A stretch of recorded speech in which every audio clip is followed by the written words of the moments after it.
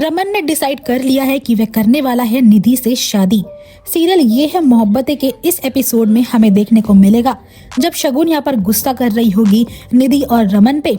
उसी वक्त उसके पास आदित्य की टीचर की कॉल आएगी जो बताएगी किस तरीके से हाथापाई में आदित्य को काफी चोट लगी है और रूही रो रही है, आप प्लीज आ जाइए। मिस्टर रमन भल्ला तो फोन उठाने को राजी ही नहीं है, इवन अपना फोन भी स्विच ऑफ कर लिया है। शगुन ये बात सुनकर फटाफट से स्कूल जाकर आदित्य और रूही को घर लेकर आती है और सभी घर में हंगामा मचा देती है। आकर घर वाले पूछते आखिरकार ये सब क्या हुआ है। संतोष तो रोती है कि इशिता के जाने के बाद उसके बच्चों का क्या हाल हो रहा है, मुझे माफ कर दे इशिता, मैं तेरे बच्चों का ध्यान ही नहीं रख पा रही हूँ। अब यहाँ पर शगुन जो होती है घर वालों से पूछती है कि रमन कहाँ पर है, तो सब बताते हैं कि रमन सो रहा है, पता नहीं क्यों उसे बच्चों का ख्याल ही नहीं है। जैसे शगुन रूम में पहुंचती है तो रमन सच में आराम फरमा रहा होता है और ये सब देखकर शगुन को काफी गुस्सा आता है और वह रमन को जगाने के लिए उसके मुंह पर पानी फेंक देती है। रमन गुस्से में चिल्लाकर बोलता है ये सब क्या ड्रामा है। शगुन कहती है तुम्हें अपने बच्चों की बिल्कुल भी फिक्र नहीं है ना, आराम फरमा रहे, तुम्हें पता भी है तुम्हारे बच्चों के साथ क्या क्या हो रहा है। और यहाँ पर रमन चिल्लाता और बोलता है कि मेरा सर दर्द हो रहा है, मेरी तबीयत ठीक नहीं है, मैं इसलिए रेस्ट कर रहा था। और यहाँ पर शगुन बोलती है इशिता की अभी तक बॉडी भी नहीं मिली है और तुम यहाँ पर नशा कर रहे हो, तुम्हें बिल्कुल भी शर्म नहीं आती ना। आदित्य को चोट लगी है लेकिन तुम तो फोन स्विच ऑफ करके बैठे हो। इतने में निधि वॉशरूम से निकल कर आती है और कहती है इसमें कौन सी बड़ी बात है, रमन की तबीयत खराब है इसलिए वह रेस्ट कर रहे थे और आदित्य अब बड़ा हो चुका है, अगर उसके चोट लग गई खेलते हुए तो it's not a big deal, तुम्हें इतनी टेंशन लेने की नीड नहीं है। लेकिन यहाँ पर शगुन बोलती कि मुझे तुमसे कोई बात करनी भी नहीं है और वह रमन को चिल्लाने लगती है रमन पर। लेकिन रमन कहते तुम लोग पागल हो चुकी हो, मैंने इशिता को खुद से पहाड़ी से गिरते हुए देखा था, अब वो मर चुकी है और मुझे अपनी जिंदगी जीने दो। सभी घर वाले कहते हैं कि रमन तुझे क्या हो गया है, आखिरकार तो उस निधि की बातों में क्यों आ रहा है, और वैसे भी इशिता से तो प्यार करता था। रमन कहता है हाँ करता था लेकिन उसकी गलती की सजा उसे मिल चुकी है। यहाँ रमन घर वालों से कहता है कि मेरी अपनी जिंदगी है, मेरे बच्चे हैं, आज तक मैं तुम सबके लिए सब करता रहा हूँ लेकिन अब मुझे जीने दो। लेकिन यहाँ शगुन बोलती कि तुम्हारी जिंदगी तुम्हारी है ना, तो ये तीनों बच्चे अब मेरे साथ ही रहेंगे। रमन बोलता है कि तुम भूल रही हो तुम मनोज के साथ रह रही हो, क्या मनोज इन तीनों बच्चों को एक्सेप्ट करेगा? मेरा और शीता का बच्चा भी तुम्हारे पेट में है, एक बार सोच समझकर फैसले लेना। मन ये भी कहता है कि मैं जानता हूँ मेरे बच्चों को एक माँ की नीड है और वो कमी निधि पूरा करेगी, मैं अब निधि से शादी करने वाला हूँ। और ये सब सुनकर तो इशिता की माँ और संतोष को धक्का लग जाता है कि अभी तक उनकी बेटी की बॉडी भी नहीं मिली है और यहाँ पर रमन शादी करना चाहता है, वो भी तीसरी बार। लेकिन यहाँ पर शगुन कहती है कि रमन तुम पागल हो चुकी हो, इसलिए ये बच्चे अब मेरे साथ ही रहेंगे। रमन बोलता है तुम फिक्र मत करो, मैं जल्द से जल्द निधि से शादी कर लूंगा।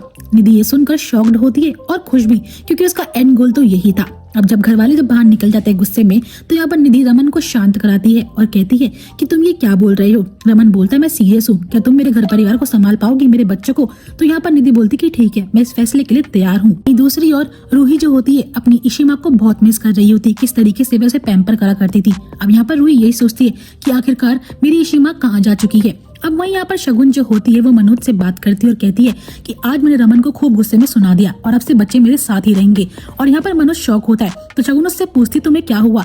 मनोज कहता है मैंने बहुत मुश्किल से अपनी फैमिली को इस रिश्ते के लिए मनाया है और वैसे भी जो बच्चा तुम्हारे पेट में है क्या वो भी हमारे साथ ही रहेगा। शगुन समझ जाते कि रमन का इशारा सही था, मनोज इन बच्चे को एक्सेप्ट नहीं कर पाएगा, ना उसकी फैमिली। यहाँ पर रूही जो होती है इशिता को काफी मिस कर रही होती है दोस्तों। इसी बात उसने एक फोन कॉल लगाई, अब किसको ये आपको आगे जानने को मिलेगा।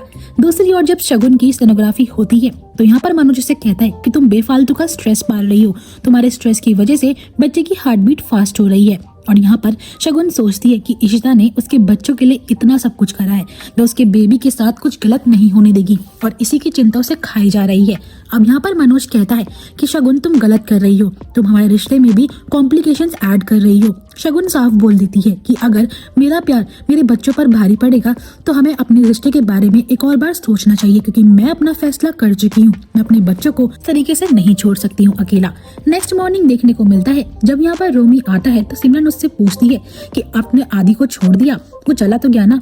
रोमी कहता है आदि जा चुका है, अब वो बड़ा हो गया समझदार। उसने ये भी पूछा कि तूने बताया तो नहीं कि रमन भाई ऑफिस निकल गए। मैंने बता दिया था कि रमन ऑफिस में बिजी है, इसी वजह से आदि को छोड़ नहीं पाए, लेकिन आप फिक्र मत कीजिए। दूसरी ओर रोमी देखता है किस तरीके से अब रूही किचन में जाकर चाय बना रही होती है तो रोमी उससे पूछता है कि रूही तुम ये चाय क्यों बना रही हो। तो यहाँ पर रूही कहती है जब भी कोई गेस्ट आता है तो इशिमा ने सिखाया था उसे चाय कॉफी बिस्किट सर्व करने चाहिए। लेकिन रोमी और सिमरन पूछते हैं कि आखिरकार घर में कौन आ रहा है। यहाँ पर रूही बोलती है एक बार वो आ जाए तो आप दोनों खुद ही मिल लेना। दोस्तों यहाँ पर नील आता है और सभी लोग उसको देखकर हैरान होते हैं। सिमरन पूछती है कि आखिर तो यहाँ पर क्यों आया।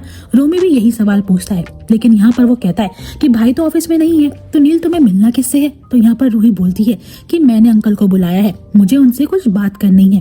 अब सिमरन पूछती है कि रूही आखिरकार ऐसी क्या बात हो गई जो तूने नील अंकल को यहाँ बुला लिया। और यहाँ पर रूही बोलती है कि बुआ मैं आपसे बाद में बात करूंगी, अभी फिलहाल मुझे नील अंकल से बात करनी है कि जो पेपर्स मैंने रेडी करने के लिए कहे थे क्या आप वो लेकर आ गए हो। तो नील बोलता है कि हाँ मैं वो पेपर्स रेडी करवा कर आ गया हूँ। अब यहाँ पर रोमी पूछता है कि आखिरकार कौन से पेपर्स की बात हो रही है। अब यहाँ पर रूही बोलती है कि मुझे निधि आंटी बिल्कुल भी नहीं पसंद है और मैंने सुन लिया था कि पापा ने ये डिसाइड करा है कि वे निधि आंटी से शादी करेंगे। मेरी इशिमा की जगह कोई नहीं ले सकता है और हम बच्चों को उनके अलावा कोई नहीं संभाल सकता और ये चीज मुझे बर्दाश्त नहीं होगी। अब यहाँ पर सिमरन कहती है रोते हुए कि रूही तो ऐसा क्यों सोच रही है, हम हैं तो तुम्हारे साथ, तुम हमारे बच्चे हो और उस निधि की टेंशन तू मत ले, मैं देख लूंगी। लेकिन रूही बोलती है कि नहीं बुआ अब बहुत देर हो चुकी है इसलिए मुझे फैसला लेना पड़ेगा। आप सभी लोग मुझे छोटा समझते हो लेकिन मैं छोटी हूँ नहीं। यहाँ पर सिमरन कहती है कि नील आखिरकार कौन से पेपर्स हैं। अब यहाँ पर नील बोलता है कि मैं उसका दिल नहीं तोड़ सकता हूँ और रूही कहती है कि अंकल आप मुझे पेपर्स दिखा दीजिए, मैं साइन कर दूंगी। रोमी और सिमरन उसे रोकने की कोशिश तो करते हैं लेकिन रूही की ऐसी बातें सुनकर वह भी कुछ नहीं कर पाते। रूही उन पेपर्स पर साइन कर देती है और कहती है कि मुझे अपना होमवर्क करने जाना होगा वरना इशिमा नाराज हो जाएगी। एंड में नील से वह पेपर छीनती है सिमरन और पढ़ लेती है, लेकिन अभी तक उसमें क्या है वो आपको नेक्स्ट एपिसोड में जानने को मिलेगा। और हमें अगले एपिसोड में ये भी देखने को मिलेगा जब यहाँ पर निधि चाय बना रही होती है तो वह नीलू को गुस्सा करती है, उसको मारने के लिए हाथ उठाती है तो रोमी उसका हाथ रोक लेता है और यहाँ पर वो बताता है कि नीलू हमारी फैमिली जैसी है, उस पर हाथ उठाने की गलती दोबारा मत कर लेना। इतने में वे ये सारी शिकायत रमन से कर देती है। आई होप दोस्तों आपको वीडियो अच्छी लगी होगी। वीडियो अच्छी लगी तो वीडियो को लाइक और चैनल को सब्सक्राइब करना मत भूलिएगा नेक्स्ट एपिसोड के लिए।